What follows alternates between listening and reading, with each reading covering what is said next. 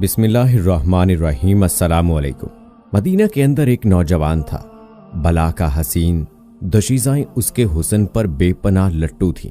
جس وقت اس خوش رنگ اور فولاد بدن نوجوان کو دربار خلافت میں پیش کیا گیا تو حاضرین مجلس اس کے دلکش گورے بدن کا غور سے مشاہدہ کرنے لگے۔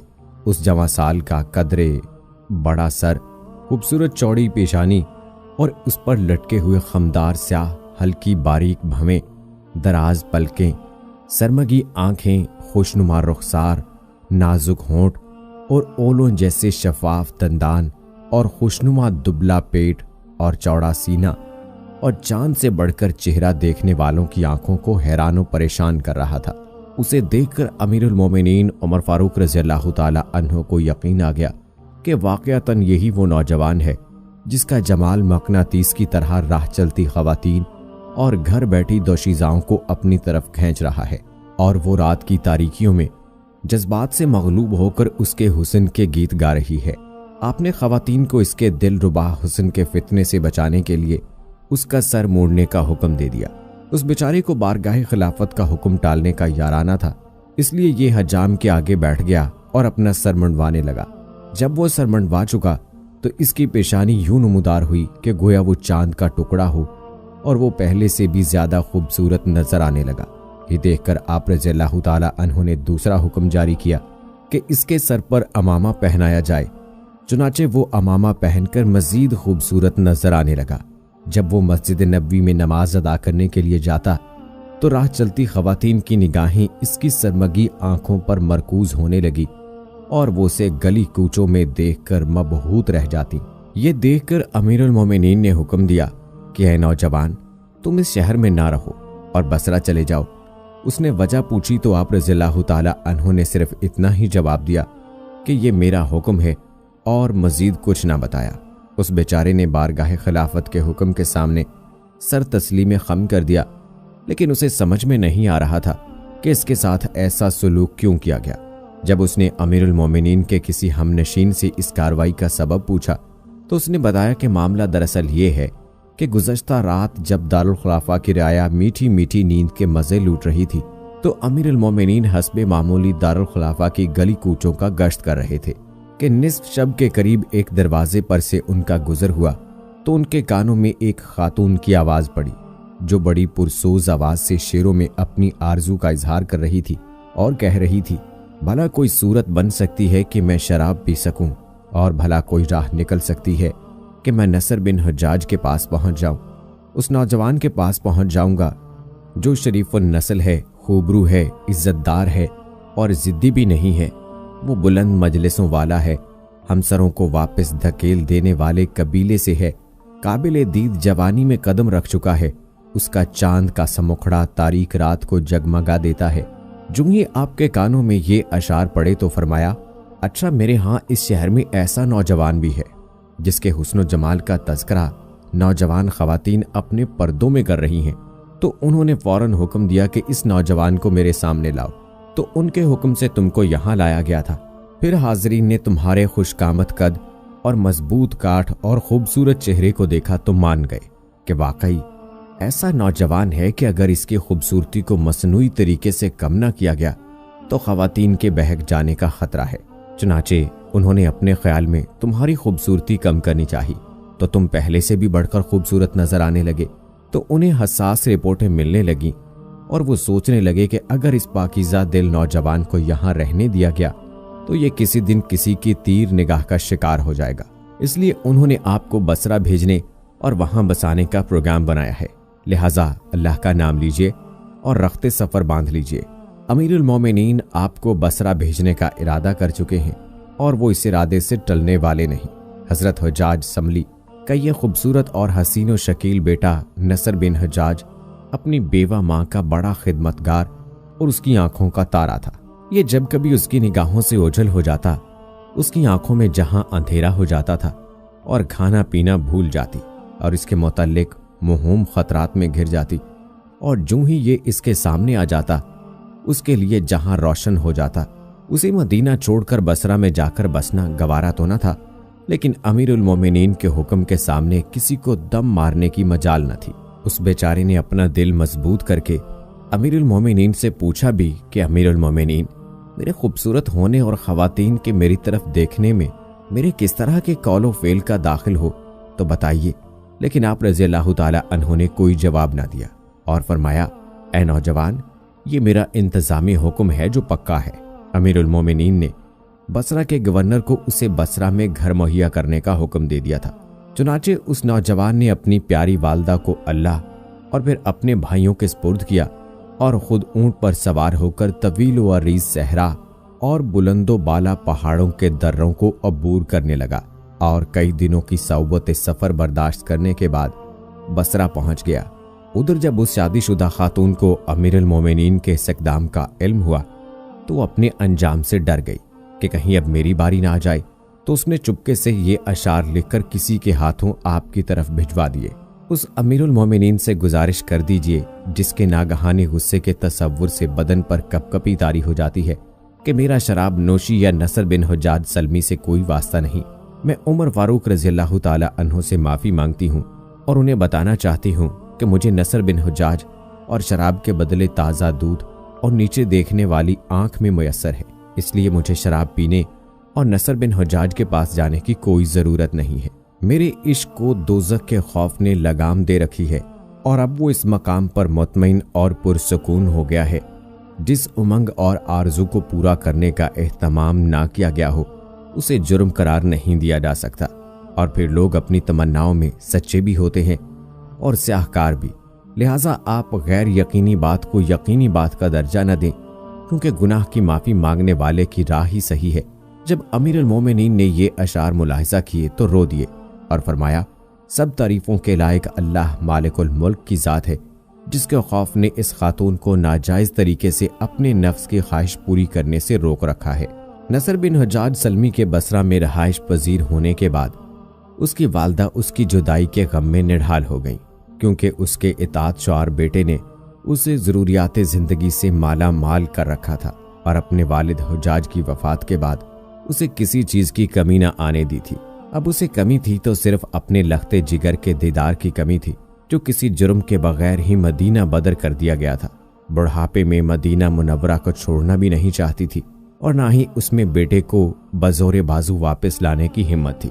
अलबत्ता एक दिन उसने जुरत करके अमीर उल-मोमिनीन को मस्जिद में जाते हुए रास्ते में जा लिया और कहा, ऐ अमीर उल-मोमिनीन, मैं रोज़े क़यामत अल्लाह के सामने दो जानू होकर आपके साथ झगड़ूंगी। आप तो अपने आसिम और अब्दुल्ला के दरमियान सोते हैं, जबकि मेरे और मेरे नूरे नज़र के दरमियान वसी व अरीज सहरा और संगलाख कोहिस्तान मौजूद है। अमीर उल-मोमिनीन ने फरमाया, ऐ नसर बिन हुज्जाज की माँ, नौजवान पर्दा नशीन ख़वातीन अपने पर्दों में आसिम और अब्दुल्ला के गीत नहीं गाती, जबकि उन्होंने तेरे साहबजादे के हुस्न जमाल के गीत अपने पर्दों में भी गाने शुरू कर दिए हैं। यह सुनकर वो बूढ़ी खातून सब्र के घूंट पीती हुई वापस मुड़ गई और अमीर उल-मोमिनीन नमाज पढ़ने में मशगूल हो गए। इस अरसे में नसर बिन हुज्जाज सलमी को अपनी बूढ़ी वालदा और मदीना मुनव्वरा के साथियों की याद सताने लगी। चुनाचे उसने अमीर उल-मोमिनीन से मदीना मुनव्वरा में हाजिरी की इजाज़त तलब करने का प्रोग्राम बनाया और अपनी दरख्वास्त को अशार की सूरत में लिखना शुरू कर दिया। इत्तफाक से उन दिनों हज़रत उतबा बिन गज़वान अमीर उल-मोमिनीन का कोई पैगाम लेकर बसरा तशरीफ़ ले आए और वो अपना काम मुकम्मल करके वापस मदीना रवाना होने लगे तो उनकी मनादी ने आवाज़ लगाई कि जो कोई मदीना मुनव्वरा डाक भेजना चाहे वो जल्द अज जल्द अपनी डाक हमारे हवाले कर दे। नसर बिन हुज्जाज ने इस मौके को गनीमत जानकर अपनी दरख्वास्त लफाफे में बंद करके उनके हवाले कर दी। चंद दिनों बाद वो डाक मदीना मुनव्वरा पहुंच गई। जब अमीर उल-मोमिनीन ने अपनी डाक खोली तो उसमें सलाम मसनून के बाद बेकसूर जिला वतन नसर बिन हुज्जाज के ये अशार नजर पड़े। ऐ अमीर उल-मोमिनीन, आपने मुझे बेतौकीर करके मदीना मुनव्वरा और दोस्तों में रहने से महरूम कर दिया है। ऐसा करना आपके लिए जायज़ ना था। मेरे मुतालिक आपका तसव्वुर महज गुमान ही है। हकीकत यह है कि मैं बेकसूर हूँ और बाज़ गुमानों की तस्दीक करना भी गुनाह है। महज इस बिना पर कि सतवा नाक वाली एक शब अपनी आरज़ू का इजहार कर बैठी, हालांकि औरतों के बाज़ ख्वाहिशात के महज तावन तसव्वुर की जाती हैं। आपने मेरे मुतालिक ऐसी बात मुतसव्वर कर ली जिसके बाद में किसी मजलिस में बात करने काबिल न रहा और मैं बगैर किसी तोहमत के जिला वतन कर दिया गया। हालांकि मेरा हरमैन में क़याम हुआ करता था اور مجھے میرا مرتبہ و مقام اس کی آرزو کی تکمیل کرنے سے روکتا ہے، اور پھر میرے بزرگ کس قدر سچے عزت دار تھے اور اسے اس کی نماز اور روزہ اور قومی شرافت بری آرزو کی تکمیل سے روکتی ہے۔ ہماری یہ دونوں حالتیں ہمارے کسی طرح کے ممکنہ ارتکاب گناہ میں حائل ہیں، تو کیا آپ مجھے لوٹنے کی اجازت دیتے ہیں؟ امیر المومنین نے یہ پڑھ کر فرمایا کہ میری امارت میں تو ایسا نہیں ہو سکتا۔ امیر المومنین پر اللہ رحم فرمائے، آپ اپنے خیال اور تصور میں بالکل سچے تھے۔ یہ نوجوان بھی کسی نہ کسی دن کسی نیلم پری کی زلف گراہ گیر کا شکار ہو سکتا ہے۔ اس اجمال کی تفصیل یہ ہے کہ جب یہ نوجوان مستقل طور پر بصرہ میں رہنے لگا تو اس نے شہر کے عامل ڈپٹی کمشنر مجاشہ بن مسعود سلمہ کے دفتر میں آنا جانا شروع کر دیا۔ اس نے اسے اپنی برادری کا برخوردار سمجھ کر اپنے گھر لے جانا شروع کر دیا۔ چنانچہ یہ کچھ عرصے تک ان کے ساتھ اس کے گھر میں جاتا اور ان کے ساتھ واپس آ جاتا۔ اسی دوران ان کی بیوی جو اپنے دور کی خوبصورت عورت تھی، اس خوبصورت نوجوان پر نظر رکھنے لگی اور اس پر انتہا درجے کی نوازشیں کرنے لگی، جس کی وجہ سے اس کا دل بھی پگھل گیا اور اس نے اسے زبان سے کچھ کہنے کی بجائے زمین پر لکھ دیا کہ مجھے تجھ سے اس قدر محبت ہے کہ اگر وہ تیرے اوپر ہو تو وہ تجھ پر سایہ فگن ہو، اگر نیچے ہو تو تجھے ہتھیلیوں پر اٹھا لے۔ یہ تحریر پڑھ کر نوجوان خاتون بے ساختہ پکار اٹھی کہ میں بھی اللہ کی قسم۔ نوجوان خاتون کے الفاظ اس کے شوہر نے سن لیے تو اس نے اس سے پوچھا، تیرے کہنے کا کیا مطلب؟ اس نے کہا کہ نصر نے ہماری اونٹنی کو دیکھ کر اشارتاً کہا ہے کہ یہ اونٹنی کس قدر خوبصورت ہے۔ مجاشہ نے کہا کہ تیرا یہ کہنا کہ اللہ کی قسم میں بھی اس بات کا جواب نہیں ہے، مجھے سچ بتا کہ تو نے ایسا کیوں کہا؟ اس نے کہا، سچ پوچھتے ہو تو وہ یہ ہے کہ اس نے کہا کہ تمہارا گھر کتنا خوبصورت ہے۔ مجاشہ نے کہا کہ یہ بات غلط ہے، تیرا کلام دراصل کس بات کا جواب ہے؟ تو مجھے جان بوجھ کر وہ بات نہیں بتا رہی۔ اسی دوران اس کی نگاہ زمین پر لکھی ہوئی عبارت پر پڑی تو اس کے دل میں خیال آیا کہ شاید میری بیوی کے الفاظ اس تحریر کا ہی جواب ہوں۔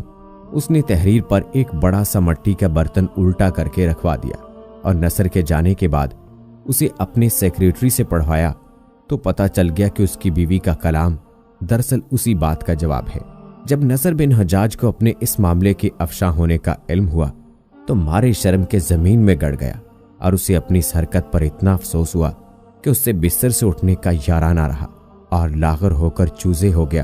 جب مجاشہ بن مسعود کو اس کی حالت کا پتہ چلا تو اس نے اپنی بیوی سے کہا کہ اب جا اور میرے بیمار برخوردار کو اپنے سینے کے سہارے بٹھا کر اپنے ہاتھ سے کھانا کھلا، شاید کہ اسی طرح اس کی صحت بحال ہو جائے۔ اس کی بیوی نے یہ مطالبہ پورا کرنے سے جواب دے دیا، لیکن مجاشہ بن مسعود بطور شوہر ہونے کے بھی اس بات کا اصرار کیا تو وہ مان گئی اور اسے کھانا کھلا کر واپس آ گئی۔ بعد ازاں مجاشہ نے حضرت ابو موسیٰ اشعری گورنر کوفہ سے اس بات کا تذکرہ کیا تو انہوں نے کہا بس اسی وجہ سے امیر المومنین نے اسی مدینہ منورہ سے بصرہ بھجوایا تھا۔ چنانچہ انہوں نے نصر بن حجاج کو بصرہ بھجوا دیا جہاں حضرت عثمان بن ابی العاص تقفی گورنر تھے۔ نصر یہاں سے کوچ کر کے فارس کے کسی قصبے میں آباد ہو گیا۔ اسے ابھی وہاں آباد ہوئے کچھ زیادہ عرصہ نہ گزرا تھا کہ گاؤں کے سردار کی بیوی اس پر مٹنے لگی اور اسے چوری چھپے ملنے کے بھیجنے لگی۔ جب اس بات کا علم گورنر فارس کا ہوا تو انہوں نے نصر بن حجاج سلمی کو اپنے ہاں بلایا اور اپنی تشویش سے آگاہ کیا اور ساتھ ہی اسے یہاں سے چلے جانے کا مشورہ دے دیا۔ اس نے کہا کہ اگر میں ارض اسلام میں کسی جگہ بھی نہیں رہ سکتا اور آپ لوگ مجھے کہیں بھی سکون سے ٹھہرنے نہیں دیتے تو میں کہاں جاؤں؟ اللہ کی قسم اگر آپ نے ایسا کیا تو میں مشرقوں کی سرزمین میں رہنے پر مجبور ہو جاؤں گا، ورنہ میرا کوئی قصور بتایا جائے۔ جب حضرت عثمان نے یہ صورتحال امیر المومنین کو لکھ کر بھیجی تو انہوں نے نصر بن حجاج کو وہاں سے جلا وطن کرنے سے منع کر دیا اور حکم دیا کہ اسے گھر سے مسجد اور مسجد سے گھر میں آنے جانے تک محدود کر دیا جائے اور اسے زیادہ عرصے مسجد میں گزارنے دیا جائے تاکہ نہ یہ باہر نکلے اور نہ ہی کوئی فتنہ کھڑا ہو۔